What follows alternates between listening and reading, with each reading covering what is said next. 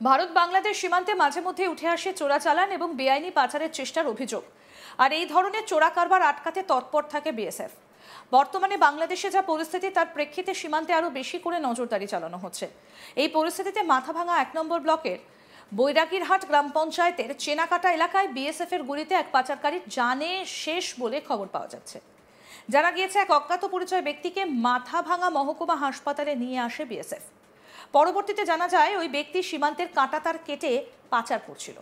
কর্তব্যরত বিএসএফ জওয়ান বাধা দিলে উল্টে হামলা করার চেষ্টা করে পাচারকারীরা। সেই সময় গুলি চালান কর্তব্যরত বিএসএফ জওয়ান। মাথাভাঙা থানার পুলিশ জানাচ্ছে, বিএসএফ এর গুলিতে বাংলাদেশি এক পাচারকারী জানে শেষ হয়েছে। বিএসএফ এর গুলিতে জানে শেষ হওয়া ওই বাংলাদেশি পাচারকারীর নাম সবুজ হাসান বলে জানা যাচ্ছে। তবে এখনো পর্যন্ত এই বিষয়ে বিস্তারিত কিছু জানায়নি বিএসএফ। ঘটনায় ব্যাপক চাঞ্চল্য ছড়িয়েছে চেনাকাটা সীমান্তে।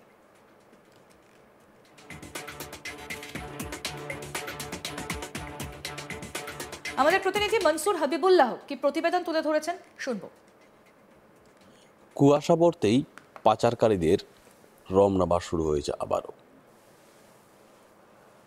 কোচবিহারের মাথাভাঙায় চেনাকাটাতে বিএসএফকে আক্রমণ করে একদল পাচারকারী, যার নেতৃত্বে ছিল বাংলাদেশের পাটগ্রামের সবুজ হাসান। কর্মরত বিএসএফরা বারবার সতর্ক করেছে, তাদের সতর্ক উপেক্ষা করে কাঁটাতারের বেড়া টপকিয়ে পাচারের চেষ্টা চলে। বাধ্য হয়ে আত্মরক্ষার্থে গুলি চালায় বিএসএফ। সেই গুলিতে পাটগ্রামের বাসিন্দা বাংলাদেশি পাচারকারী সবুজ হাসানের মৃত্যু হয়। মাথাভাঙা মহকুমা হাসপাতালে ময়নাতদন্তের জন্য নিয়ে আসা হয়। এই ঘটনায় বিএসএফ একটি এফআইআর দায়ের করেছে মাথাভাঙা থানায়। কোচবিহারের মাথাভাঙায় চেনাকাটা গ্রামে এই ঘটনা ঘটে। বর্তমানে শীত পড়ছে। শীতের কুয়াশার সুযোগে ঠিকমতো আশপাশে দেখতে পাওয়া যাচ্ছে না, আর ভোরবেলা এই কুয়াশা পড়ার ঘটনা বেশি হয়। সেটারই সুযোগ নিতে চাইছে পাচারকারীরা। পাচারের সুবর্ণ সময় তারা ভোরবেলাকেই মনে করছে। সেই সময় তারা কর্তব্যরত বিএসএফ জওয়ানের উপর আক্রমণ চালাচ্ছে। মাথাভাঙার চেনাকাটায় কাঁটাতারের বেড়া রয়েছে। সেই কাঁটাতারের বেড়া টপকে ভারতের অনুপ্রবেশ করে বাংলাদেশি পাচারকারী সবুজ হাসান ও তার দলেরা। বিএসএফের ওপর আক্রমণ চালায়। বাধ্য হয়ে আত্মরক্ষাতেই গুলি চালাতে বাধ্য হয়েছে বিএসএফ। সেই গুলিতেই নিহত হয়েছে ওই বাংলাদেশি পাচারকারী, যার বাড়ি পাটগ্রামে। কোচবিহার জেলায় বিস্তীর্ণ এলাকা বাংলাদেশ সীমান্তের সাথে যুক্ত। অনেক জায়গায় কাঁটাতারের বেড়া এখনও হয়নি। অনেক নদী ভিত্তিক ওই এলাকাগুলিতে কাঁটাতারের বেড়া না যাওয়ার কারণে পাচারেরও কিন্তু রমরমা।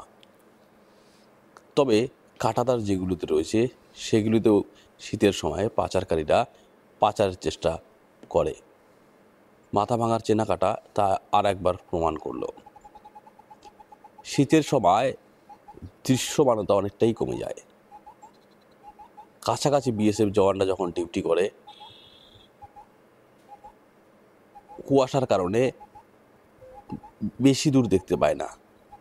তারই সুযোগ নেওয়ার চেষ্টা করে পাচারকারীরা। ভারতের দিক থেকে ও বাংলাদেশের দিক থেকে দুই দিক থেকে দলে দলে পাচারকারীরা এসে হাজির হয়। অতর্কিত আক্রমণ চালায় তারা সীমান্ত রক্ষীদের উপর।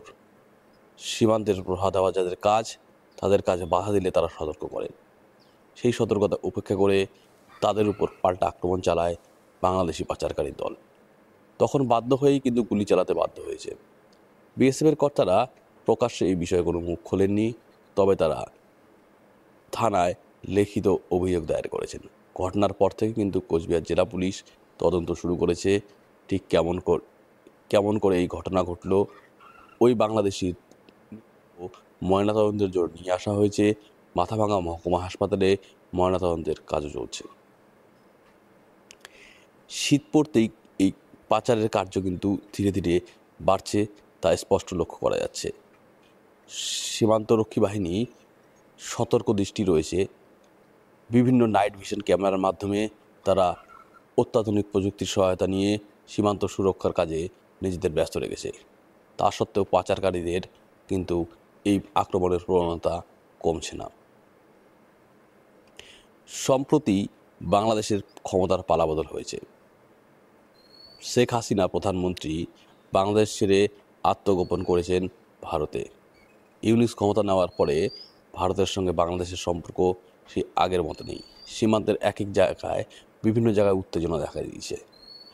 এই মুহূর্তে বাংলাদেশি পাচারকারীরা যেভাবে ভারতীয় সীমারক্ষীর বাহিনী আক্রমণ করলো, তাতে কিন্তু চিন্তার সুযোগ অনেকেই দেখছেন।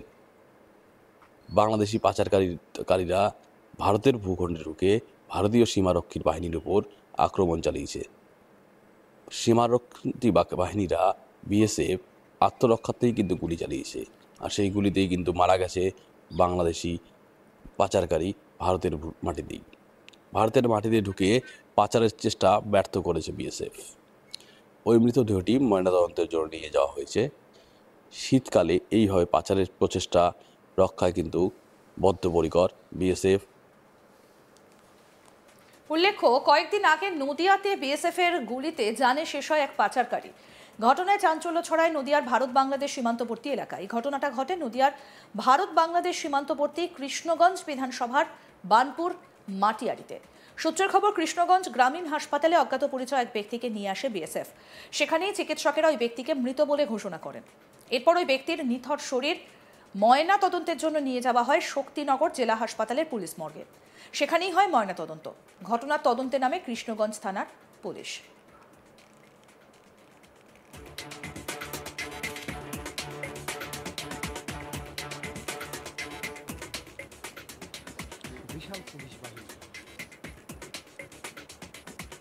ভারত বাংলাদেশ সীমান্তে মাঝে মধ্যেই উঠে আসে চোরাচালান, বেআইনি পাচারের চেষ্টার অভিযোগ।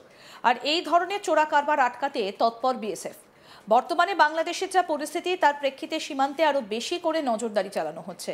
এই পরিস্থিতিতে মাথাভাঙা 1 নম্বর ব্লকের বৈরাগীরহাট গ্রাম পঞ্চায়েতের চেনাকাটা এলাকায় বিএসএফ এর গুলিতে এক পাচারকারীর জানে শেষ হয়েছে বলে খবর পাওয়া যায়। আরও জানা গিয়েছে, এক অজ্ঞাত পরিচয় ব্যক্তিকে মাথাভাঙা মহকুমা হাসপাতালে নিয়ে আসে বিএসএফ। পরবর্তীতে জানা যায় ওই ব্যক্তি সীমান্তের কাঁটাতার কেটে পাচার করছিল।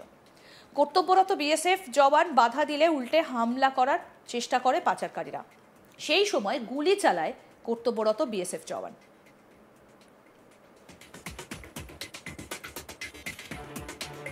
মাথাভাঙা থানার পুলিশ জানাচ্ছে, বিএসএফ এর গুলিতে বাংলাদেশি এক পাচারকারী জানে শেষ হয়েছে।